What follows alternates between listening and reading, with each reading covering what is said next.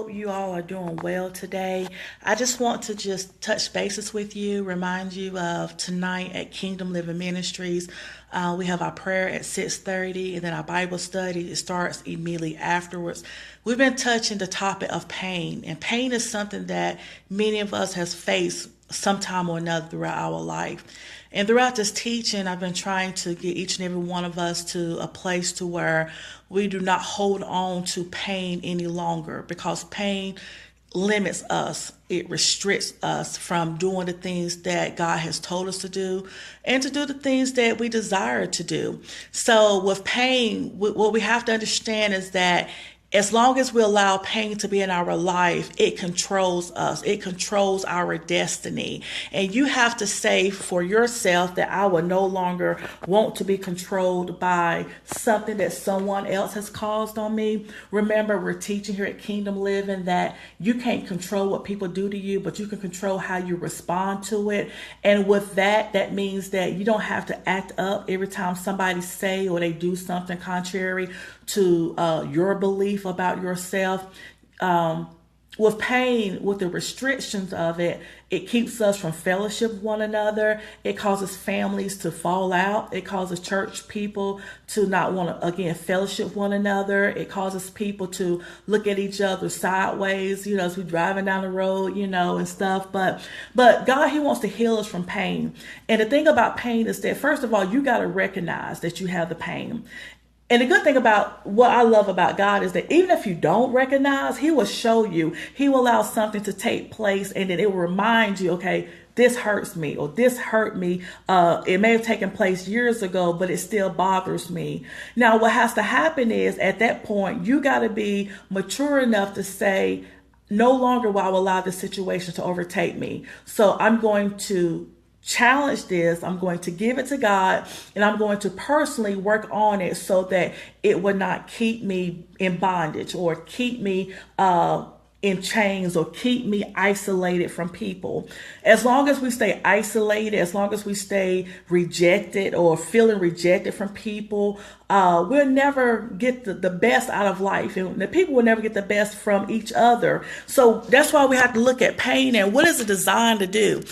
I've been teaching that it's designed to do two things. It's designed to slow you down, because when your heart is hurting, or emotionally you're in pain, physically when you're in pain, you don't do what you used to do. You don't have the energy. And sometimes that pain can be so overwhelming that you just like, oh, I just can't do it. So you don't want to do anything but lay in the bed or just eat a bowl of ice cream or just whatever that you feel like it's going to comfort you. But you can't do that. You can't allow it to slow you down, because one thing about time is going to continue on. Time is going to, listen, Wednesday is coming. Whether God allows you to see it or not, Wednesday is coming. Thursday is coming, Friday is coming. These days of the week are going to continue to come as long as God allowed the days to turn.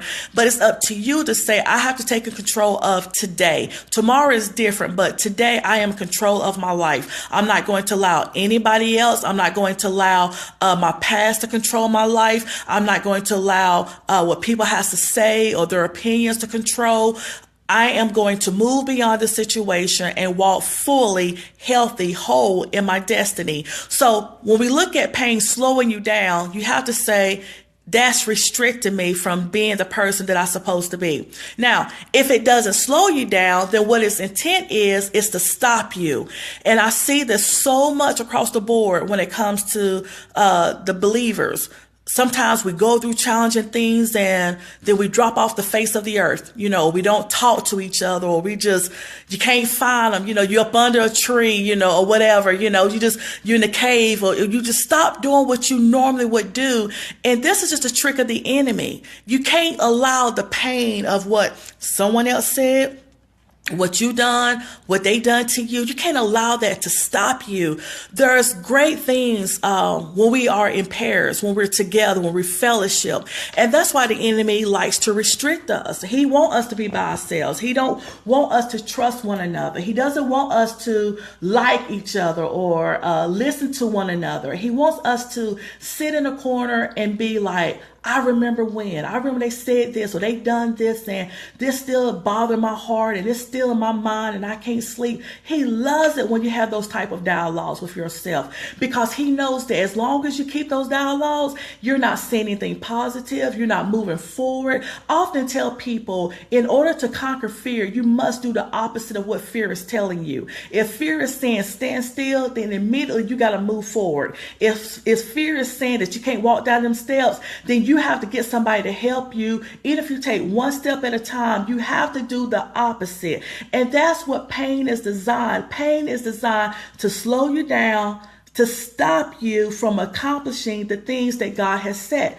Listen, the thing is this: even though your parents got together, God wanted you more. He wanted you in this earth. He wanted you to be able to do certain things and partner and collaborate with other people to make things better. And the reason why we're not seeing such a heavenly result is because of pain. We're working in ministry in pain. We're working in the school system in pain. We're working on our natural jobs in pain. We're dealing with our families in pain. And thing about pain is, pain, it doesn't matter about your gender or your race or anything. The only thing is looking for is a willing vessel. So if you're willing to hold on to pain, then hey, pain is saying, I'm going to stick with you. And it'll stick with you as long as you allow it to. And the thing about it is, if you keep pain, then everybody else around you will receive pain, because you're going to push it off on them somehow.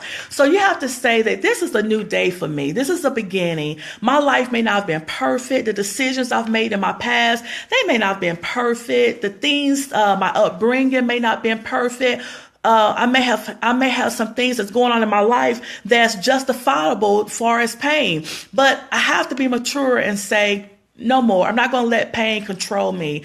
And tonight at Bible study, I have some nuggets that I believe God has given me to give to the people on how to handle pain. We still got to work. We still got to tend to our families. We still got, if you're a pastor, you still got to preach. You still got to teach effectively. But the thing is, we have to be healed. We got to be healed so we can help heal somebody else. So I just want to remind you again what we're teaching on. Prayerfully, you'll be with us tonight here at 413 Weather Street in Shelby, or by all means, check us out via Facebook. And grab hold to what we're doing. Just take it for yourself. Write down your notes. Do whatever it is that you need to do. We thank you for your feedbacks. I thank you for you following us. But again, we're just here to help restore people back to God.